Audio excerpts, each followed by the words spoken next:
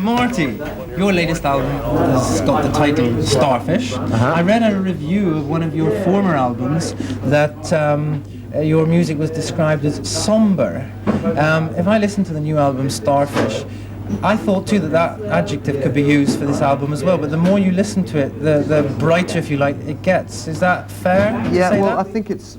The Church have always kind of made records that need attention, you know. It's kind of... I mean, I always remember my favourite albums were always the ones that I had to play 10 times, and I still like them now, you know, and the ones that sort of hit you immediately, the ones that you sort of like go off. And the Church are I think that's why it's sort of taken the Church so long really to make any kind of, you know, breakthrough really, because the 80s is the kind of, the era of, you know, it's the now generation sort of thing, and Starfish isn't like that really. It's kind of like demands your attention. It's not a fast food album, you know. No, right. Would you be happy though if your music was categorized as commercial in its way?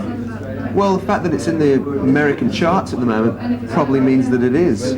But commercial doesn't necessarily mean bad, you know. I think that's a sort of a mistake that people make too, you know. You can be, I mean, I think there's a lot of commercial records which have been released recently which I think are very good. For example? For example?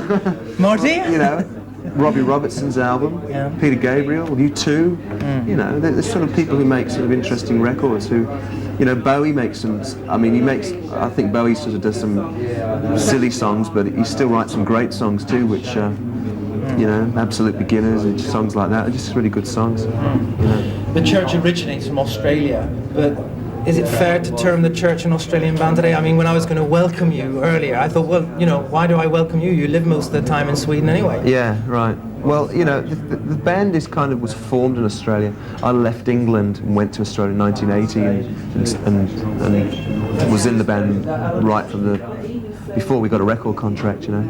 And it was formed there and grew there and made its records there and sort of learnt to play there. I don't know, I don't really know how to explain it, but it is a kind of a band which is now, I mean, music is international anyway, isn't it, you know, and like the Church is a band which has an appeal everywhere. I mean, we sort of, you know, we can sort of pull 500 or 600 people everywhere or more, you know. How much do you live in Sweden and how much are you in the States, how much are you in Australia? I either tour or record or live in Sweden. Touring and recording takes up 13 months of the year, and the rest of the time I live in Sweden. Under the Milky Way is the song that you've done the video for and the single. I see that there's a name there, not only Steve Kilby's name, but Karin Jansson. Yeah.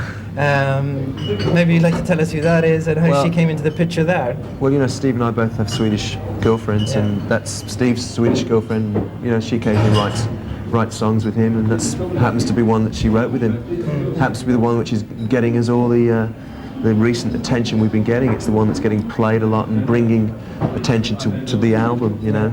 Tell us a little bit about the song and especially the video, because we're going to be showing the video.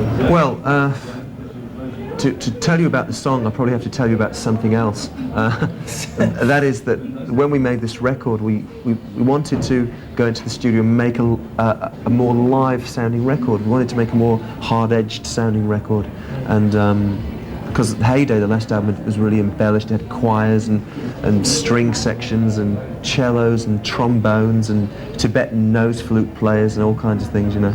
And like we decided that this one, as the band's got this really big guitar thing in it, that we wanted to sort of really capture that.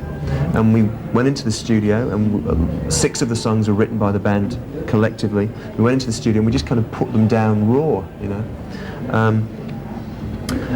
Now, when it came to answer your question, when it came to Milky Way, what we decided to do with that, this was actually Greg Ladani's idea. This was a song that Steve and Corin had written separately from the band, and it had been demoed. And Greg said, let's do this one differently. Let's not do this one like that. Here we got a demo, we've got the complete song. Let's do it in a different way. And what we did was, there's this great new thing. That's the word I'm looking for. This new thing called a synclavier. I don't know if you know what that is. It's like this sampling keyboard where you can blend sounds and you can get all these fantastic sounds. And we sort of programmed it into this machine, and we approached it from a very studio technical kind of position and came up with this very interesting sounding song, which, you know, people who have the radio stations around the world they just hear it and they just want to play it, you know. Great. So that's the story behind that. Marty, thanks very much. All right.